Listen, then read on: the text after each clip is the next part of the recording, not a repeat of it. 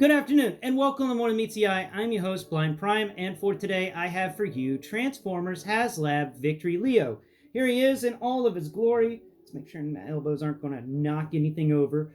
Been a weird day of filming, I tell you that right now. Now, Victory Leo here is, of course, the second half of the Haslab Victory Saber thing that we bought last year. And if you didn't get it last year, well, you missed out. I hate to tell you. But no worries, you can probably find one for $350 at the least. They are climbing in value because they are very nice toys. They are something that, well, it's beyond toy, it's collectible. It's something that personally I believe was worth the money. The Haslab, yeah, it was a bit sketchy getting something and then waiting over a year to receive it in the mail, but I'm glad I did because I don't have any downsides to this guy. Now, some people have experienced QC problems, and to those people, I let you know, Hasbro has announced that it will be doing piece for they will send you pieces that you need if something broke or something was QC problem. They uh, they apparently will get you the pieces that you need to replace in order to make your victory saber as awesome as it can be. So yeah, where we thought they'd destroy the molds, they didn't destroy the molds. They're instead using them right now to replace parts that QC missed.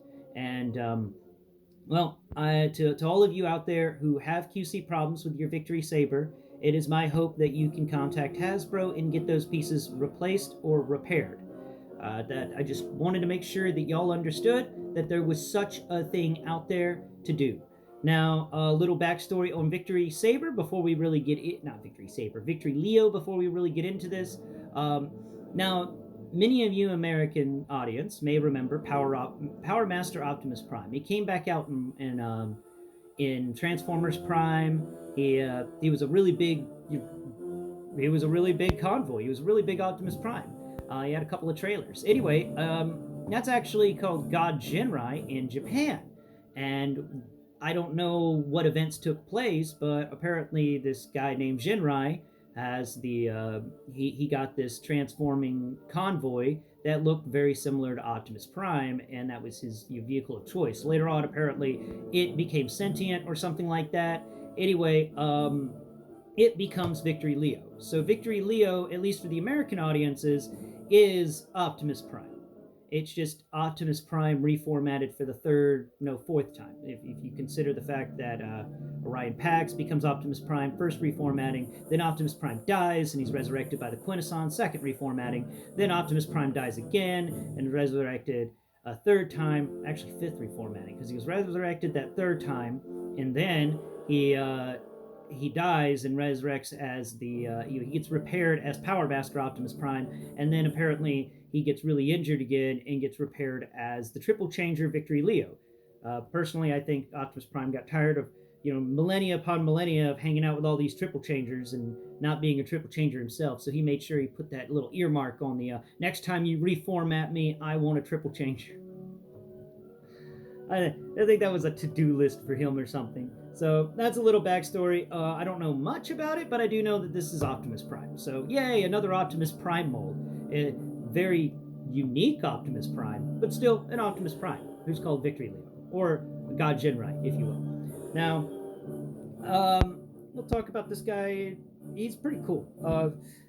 I guess we'll discuss accessories first, because that's usually the first thing I go for. So we'll bring out Cliffjumper here, who is holding on to about one of the coolest weapons that I have in my Transformers collection now, the crazy awesome V-Lock cannon. Good grief. Cliffjumper can, of course, hold the cannon very well. It as long as you make sure that you've counterweighted it so that it's not sitting on his shoulder a bit, and then the back of the gun is in such a way that the top of the gun can actually sit there, and he won't drop it. He won't do anything with it. You can have him on a shelf carrying this giant V-Lock cannon, which I think is pretty cool. So let's go ahead and take it from Cliffjumper. Move him over here to the side.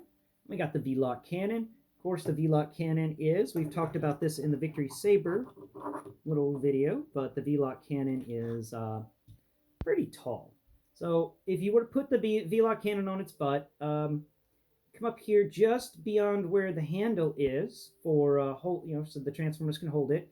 It is where the cliff jumper head ends, and that gives a full like 3 inches worth of gun barrel left, maybe 2.5 inches worth of gun barrel left. I love the fact that there's a giant iron sight on this thing, even though it kind of hides the iron sights. There's still iron sights, and this little scope thing.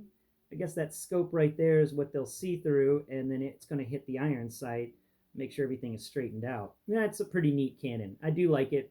It's obscenely large. It isn't as wide as I thought it would be. It can hold a blast effect. If there's any blast effects to be found, here they are. Cat was playing around on the table again. There we go. You can hold some blast effects. It's really nice. It's a nice cannon. I've showcased it a few times on the channel, but this is the first time really talking about it. It's got this piece that moves back and forth on it. That's got this graded steel pattern, so you can actually, hide the Transformer's hand. It's got a little hand shield, so this thing can't really be shot out of somebody's hand, which I think is a neat little addition to the gun. It's got a guard. So we'll set the gun off to the side, and let's move cliff jumper so my elbow doesn't hit him. Now let's talk about the giant cannons he has on his back. The things that make me go, oh, gun cannon, cool.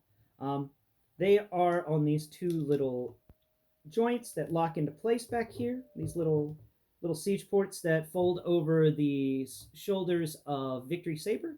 They sit on the back of Victory Leo, and they lock into place, but then you can unlock them and move them upwards so he can have these crazy awesome cannons. And these cannons are awesome indeed. They can pick up, so he can get all sorts of range with these cannons. I think it's really cool. I do like the double gun cannon aspect on this, or the GM cannon, if you will. This thing is really neat, and the fact that they stretch out and can extend even further is just really, really cool. You want to seek cover, cool. You crouch down, you can raise your guns over the cover that you're crouched under to still fire at the enemy without hurting yourself. I love these guns, but to keep them out of the way for the review, we're going to remove both of these weapons from their little ports so I don't accidentally knock Victory Leo over whenever I'm going over everything, because he's got that accessory. But that's all the accessories Victory Leo has. His V-Lock cannon and those 2 shoulder-mounted guns, which are really nice. They're big, they can hold blast effects in them, they're cool. So let's talk Victory Leo's articulation. His head can move left and right. It doesn't have the same restrictions as Star Saber because it doesn't have a Braidmaster inside of it who could break, so he can actually get pretty good distance with his movements, though because of transformation, his head can pick up, but that's not really good. And that's it. His head doesn't really do much in this mode, sad to say. I do like the 2 little articulated teeth that are on either side of the head. Makes it a little Viking helmet. It's kind of neat. Articulation on the arms is pretty good. You just have to fold the wings up a bit to get that articulation going, but it is 360. It's just that the wings do get in the way a bit, and it does move up, but it can't pull more than, say, a 70 degree. It can't pull a 90 at the upward swing of the arm. You can't spin the arm around. The arm does have a bicep swivel right at the elbow joint, a single jointed elbow, but you get a lot of range on that single joint. You can pull, 130, 140 degrees with that single joint. That's awesome. It goes all the way up. That's really cool. The hand does swivel, but it's very hard swivel. There is a negative on this that I'm just surprised they didn't do with things that we saw with G-Axis and stuff, and the hot rod mold with the opening and closing hands, and the fact that Star Saber has opening and closing hands. You would think that they'd give Leo here opening and closing hands, which I think is just a missed opportunity, and it's a shame they didn't. Instead, we got these hands that are just solid fists with 5mm port inside of them. Now, the wings do have articulation a little bit. They can move back and forth, and you can fold them out to extend the wing coverage so that he can fly further if he wants, but then you collapse it down so that he can get through doors. He's got the Piccolo problem. Doorways are going to be a problem for him. Best to go at it from the side. Now, he does not have waist rotation because of the way his transformation works, and He does not have any sort of articulation in the sense of a chest crunch or anything like that. He does not get butterfly joints. He does not get any special joints. His hips or his thighs are ratchet, soft ratchet on the back and forth, which I love because I really hate it whenever my action figures do the splits. That's one of my big negatives with the Ultra Magnus mold, and why I dislike it so much is that it's constantly doing a split on me, and I hate that stuff. I hate that nonsense. So this guy's got it pretty good. That's a nice hard joint. Then we come down here to the knee. The knee is a stiff joint. On one side, it's a bit looser on the other side. I just don't know why that is. Why one side can be stiffer than the other, but that's just odd. But that's the case. Single jointed knees that pull a 90, so you can, because of everything, you can actually get him in a sitting position if you wish to have him sitting in a chair. If you can ever come up with a chair for them other than those, the Starscream throne. That would be cool if Hasbro started releasing more items the Transformers can use, so you can build a little, like a Transformers base or something. That'd be cool.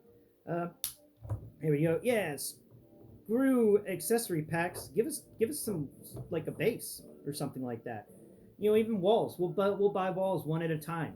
Now, we come down here to the legs. Sadly, he does not have foot tilt. He has toe tilt. His toes can move on the sideways, but the rest of the foot does not. They didn't engineer anything like that here, and that's a shame. But the toes do move down and they can move up because of their transformation. So that's cool. You can actually have them like on the side of a cliff gripping the edge. So that's pretty neat. I had to say that it's weird that the entire foot doesn't tilt, but that's okay. Now let's talk about siege ports, and then we'll get into the sculpt work. So 1, 2 ports on his feet.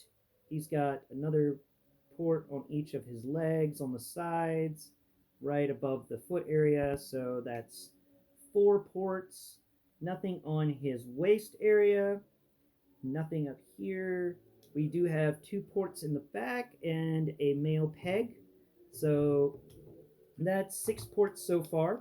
And the inside of the wings, there are no ports, which is a shame. You would think that they'd put a port on the underside of these wings. They usually do, but they didn't this time. So that's still 6 ports. Nothing on his upper arm, and he does have a port on each of his lower arms. So that's 8 ports, and then 9 and 10 because of his fists. And sadly, 10 is it. He does have that male peg in the back, which is odd. Usually it's a female, but this one's needed because of the way the transformation works into Victory Saber. So that is 10 siege ports, which is below average for robot mode.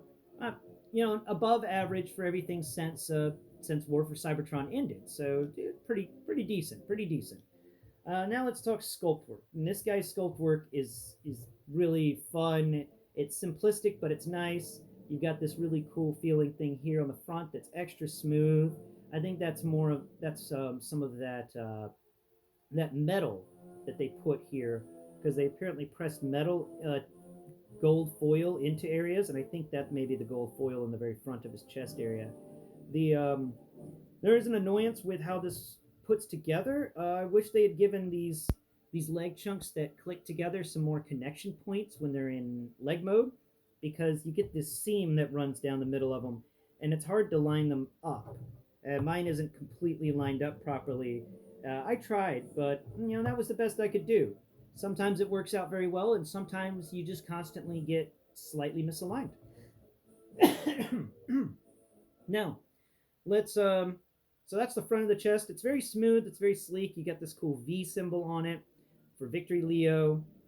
And then down here on either side of where the abs would be, you've got some abs in there. And they actually went ahead and sculpted what feels kind of like ab work. And then he's got these 2 big vents on either side. Gotta love me the vents. And told you, the Gundam guy that did this is just, he loves vents. He puts vents on everything in Gundam that he did. So of course you would find vents everywhere here too.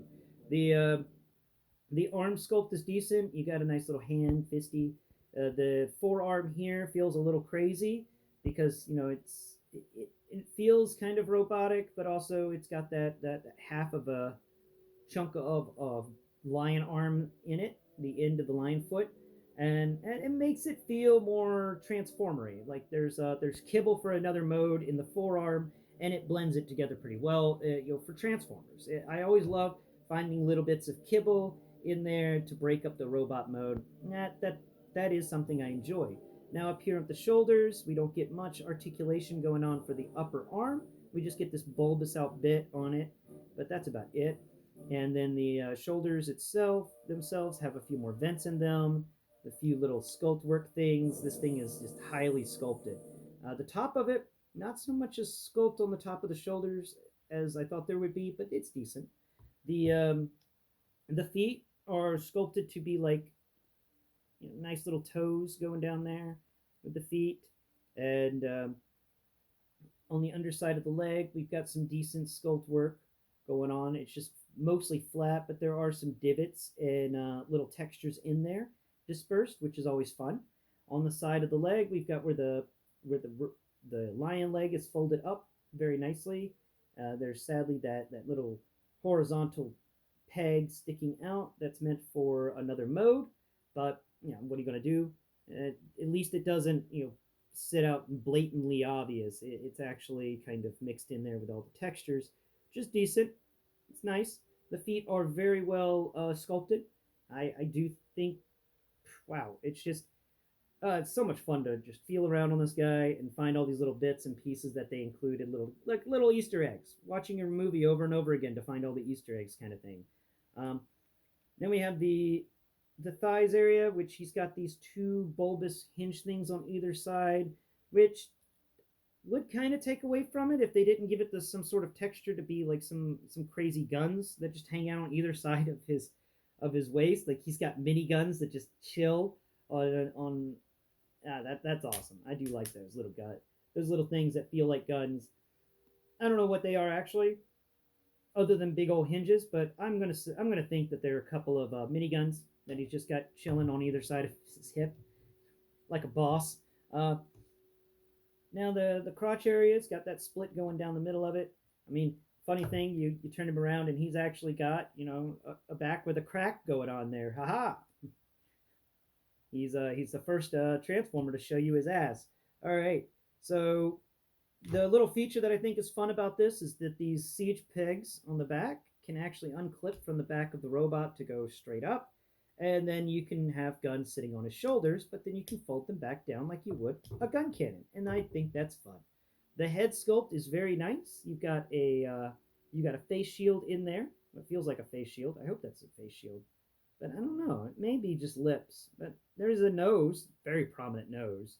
And in there a bit more are the eyes that are a bit difficult to feel because of the way that the head is so recessed. But I do like the little teeth on either side being like a little Viking's helmet. Um, and yeah, that's all I got to say on this guy. He's an excellent figure. I love his wings. His wings are really fun. It's cool to have an Autobot that flies, especially if it's it's Optimus Prime and he spent the majority of his what is it like a 5 million years of existence as a ground-based organism, and he finally can fly. I bet he just tore it up all the time, flying all over the place as Victory Leo. And you waited that long and seen all the other Autobots flying around and other people flying around. You want to fly eventually too without borrowing a jetpack.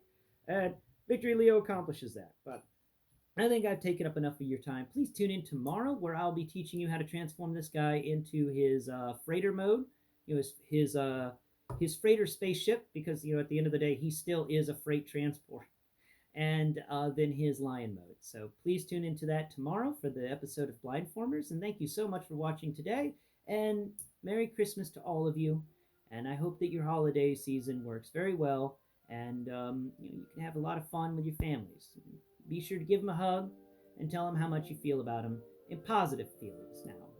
Leave all the negative feelings from January. You can call them up on January 2nd and yell at them all you want, but for Christmas, for this time of season, just come together and forget all the negative stuff. We could pick that up next year. Thanks for watching. Please tune in next time. Bye bye for now.